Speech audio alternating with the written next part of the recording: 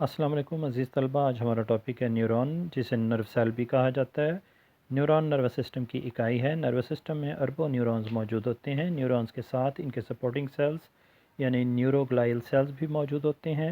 Neurons ایسے sales ہیں جو ریسیپٹر سے کوآرڈینیٹرز اور کوآرڈینیٹر سے ایفیکٹرز تک نرو امپلس پہنچاتے ہیں۔ ساخت کے لحاظ سے سیل باڈی نیورون کا وہ حصہ ہے جو نیوکلیس اور سائٹوپلازم پر مشتمل ہوتا ہے۔ ڈینڈرائٹ سیل باڈی سے تار کی طرح بڑھے ہوئے حصے ہوتے ہیں اور یہ نرو امپلس کو سیل باڈی کی طرف لے جاتے ہیں۔ ایکزون سیل باڈی سے تار کی طرح بڑھے ہوئے حصے ہیں اور یہ نرو امپلس کو سیل باڈی سے دور لے جاتے ہیں۔ شوان سیلز ایگزانز کے ساتھ باقاعدہ فاصلوں پر موجود نیوروگلائل سیلز ہیں۔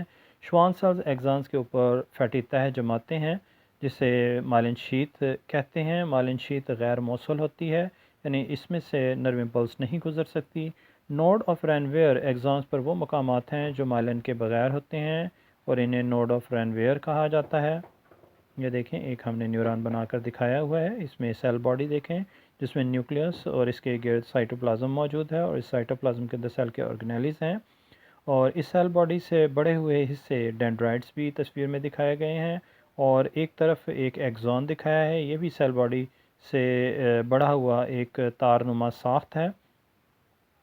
اس ایگزون کے اوپر شوان سیلز موجود ہیں اور یہ شوان سیلز فیٹی ایسڈز کی ایک تہہ بناتے ہیں جسے مائلن شیت کہا جاتا ہے۔ یہ مائلن شیت اس ایگزون کے اوپر کنٹینیوس یعنی لگاتار نہیں ہوتی، بلکہ وقفے وقفے سے کچھ مائلن شیت لگی ہوتی ہے، اور وہ حصے ایگزون کے جہاں پہ مائلن شیت نہیں ہوتی انہیں نوڈ آف رینویئر کہا جاتا ہے۔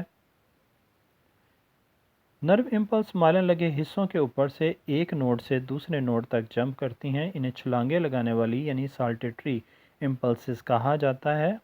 اقسام کے لحاظ سے نیورون تین اقسام کے ہیں: سینسری نیورون، انٹر نیورون اور موٹر نیورونز۔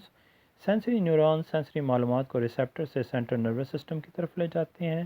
سینسری نیورونز ایک ڈینڈرائٹ اور ایک ایگزون پر مشتمل ہوتے ہیں۔